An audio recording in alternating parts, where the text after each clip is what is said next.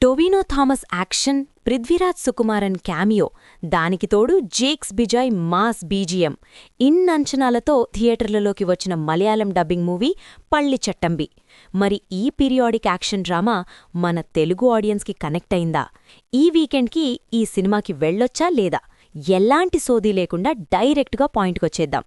First కథ విషయానికొస్తే 1950ల నాటి కేరళ బ్యాక్డ్రాప్ ఇది.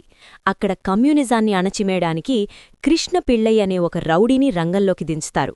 కాని అక్కడ హీరోయిన్ కయాదుల్ లోహర్ పరిచయంతో అతని మైండ్ సెట్ మారుతుంది.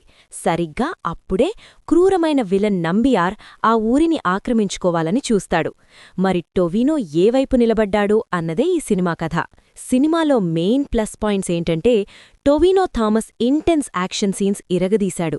శత్రు విలనిజం కూడా భయపెడుతుంది. వీటన్నింటికంటే హైలైట్ ఏంటంటే జేక్స్ బిజాయ్ ఇచ్చిన బ్యాక్గ్రౌండ్ స్కోర్. మాస్ ఆడియన్స్కి ఆ యాక్షన్ కొరియోగ్రఫీ అండ్ బీజిఎం బాగా నచ్చుతాయి. అలానే పృథ్వీరాజ్ సుకుమారన్ గెస్ట్ రోల్లో అయినా సరే తన మార్క్ చూపించాడు. మైనస్ పాయింట్స్ దగ్గరే అస్సలు దెబ్బపడింది. ఈ కథ మొత్తం 1950లో కేరళలో జరిగిన విమోచన సమరం అనే లోకల్ పాలిటిక్స్ చుట్టూ తిరుగుతుంది. అది మలయాళీలకు కనెక్ట్ అవుతుందేమో కానీ మన తెలుగు ఆడియన్స్కి ఏమాత్రం ఎక్కదు.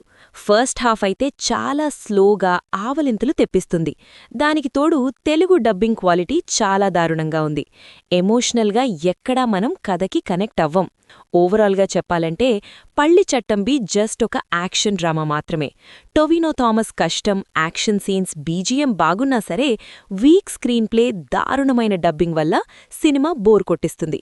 ఈ వీకెండ్ మంచి ఎంటర్టైన్మెంట్ కావాలనుకుంటే మాత్రం వేరే ఆప్షన్స్ చూసుకోవడం బెస్ట్. మరి మీరీ సినిమా చూసారా? మీకెలా అనిపించిందో కామెంట్స్లో చెప్పండి. రివ్యూ నచ్చితే మన ఛానల్ని సబ్స్క్రైబ్ చేసుకోండి. Bye bye.